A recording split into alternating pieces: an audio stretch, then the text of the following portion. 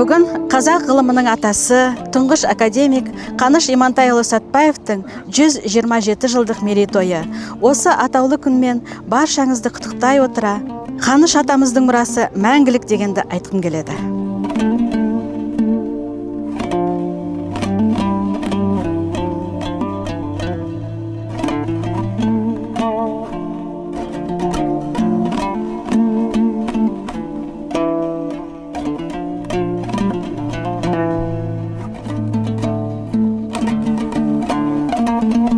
Бүгін қазақтың бір туар азаматы, ғалым, геолог, минералогия ғылымдарының докторы Қаныш Имантайұлы Сәтбаевтың туған күні.